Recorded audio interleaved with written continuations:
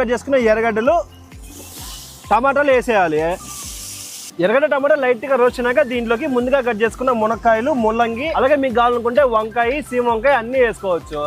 ఇప్పుడు దీంట్లోకి తగినంత రాళ్ళుప్పు, పసుపు, చిల్లీ పౌడరు, ధనియాల పొడి, ఓన్గా రెడీ చేసుకున్న సాంబార్ మసాలా.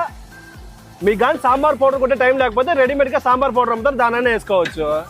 వెజిటేబుల్ బాగా రోస్ట్ అయిపోయినా ఇప్పుడు దీంట్లోకి తగినంత చింతపండు పులుపు పోసుకుందాము. అలాగే కొద్దిగా నీళ్ళు కూడా పోసుకొని మునక్కాయలు ఉడికేంత వరకు. వెజిటేబుల్స్ అన్ని బాగా ఉడికినాయి. ఇప్పుడు దీంట్లోకి మనం ముందుగా ఉడకబెట్టిన పప్పును వేసేద్దాము. సాంబార్ కానీ మీకు టైట్ కనిపిస్తే ముందుగానే కొద్దిగా నీళ్ళు పోసుకోండి. పప్పు ఉడికేటప్పుడు దీంట్లోకి మామిడికాయ వేసుకొని టేస్ట్ చాలా బాగుంటుంది.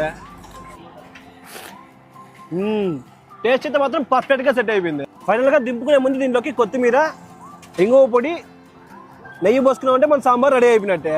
సేమ్ ఇలాగే మీ ఇంట్లో కూడా ట్రై చేసుకోమా. సాంబార్ పర్ఫెక్ట్గా భలే వస్తుంది.